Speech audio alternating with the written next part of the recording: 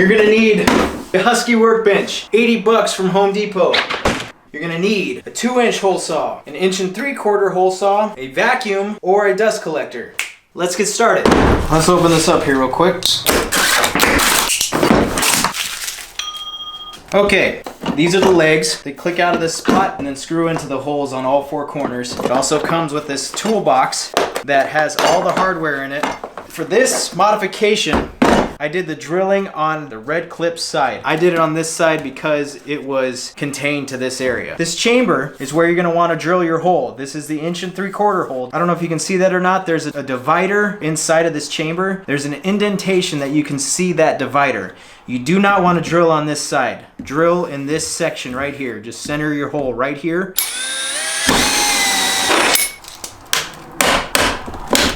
There you go. That comes out. And then in the front here, you want to center your 2-inch hole right in the front there. Just pops out. Now here's the thing. You do not have to do a 2-inch hole here. That's for the vacuum attachments. That's the size. I was using this one first. I cut a little channel here, and then when it's in, expands inside the hole. 2-inch hole if you want attachments like this. If you're doing thin set mixing, point it down. If you're doing your polishing, you point it up. Here's the next version, the dust collector version. This one, it was my first experiment, and that's why it looks pretty ugly. You want to stay about 1 inch in from each side. Do your cut, and then across the top, and that's your opening. For the bottom part, same divider, you cut on this side, and then right at the folds here, and make that a square chamber. You don't want to go past the divider like I did. You just put 2 screws, just like that, going in.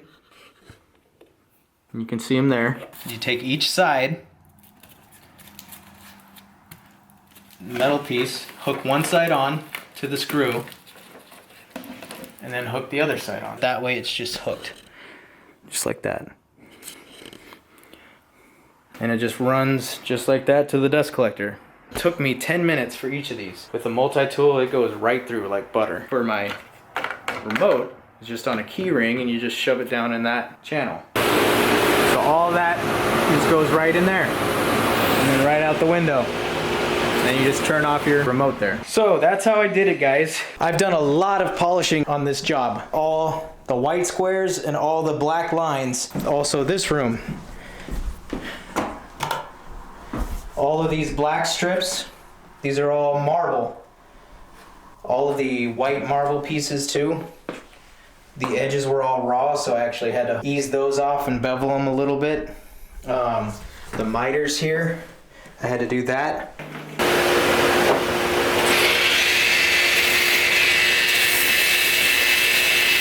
All of these bull nose as well, I cut these down from a 3-inch piece, polished those, eased those edges, so they go all the way up.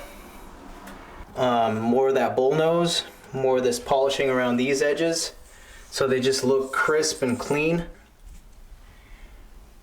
All of these marble pieces, even the edges of these marble pieces, you can see that I've beveled all of them after my cut. All the edges of the tiles when they meet up to another tile. Absolutely all of it has been eased, beveled, polished, and I've done it all in here. Okay, so I was editing the video last night of this whole setup that I did. That was literally probably a month ago, and like I said, I've upgraded my camera gear, but at the same time I've just been really busy to actually have time to edit. The setup, I've been using it a lot since then. On every job I always just hook in my vacuum and have it right here. The dust collector, that version, is harder to bring with me, and in this small of an area, it wouldn't really work here. But if I'm in a garage, I could use it. If I'm in a bigger area, I could use it. I don't have any dust here.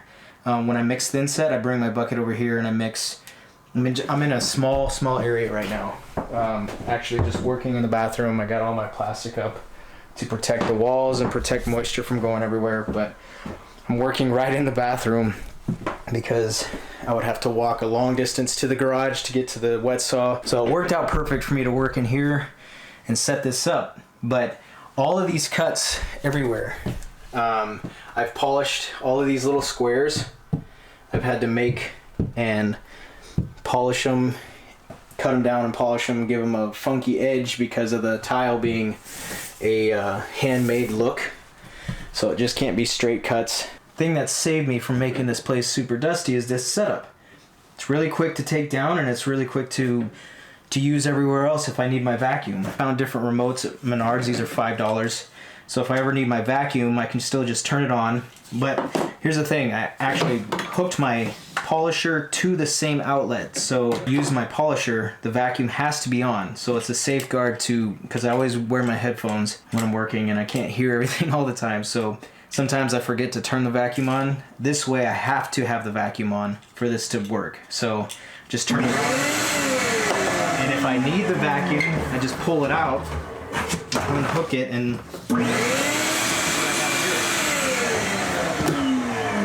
then just plug it right back up in the top there. So that's an update to the video that's about to come out. Just to let you know, this setup does work really well. Dust collector version, not everybody carries one of those. It's heavy, it's bulky, and the hose is a pain in the situation where you can use it. I highly recommend it because there is no dust. Thin set, everything just goes right out the window. So I'll keep you updated on how this goes. Again, thanks for watching. Talk to you guys soon on the next one. Buffalo Tile is out.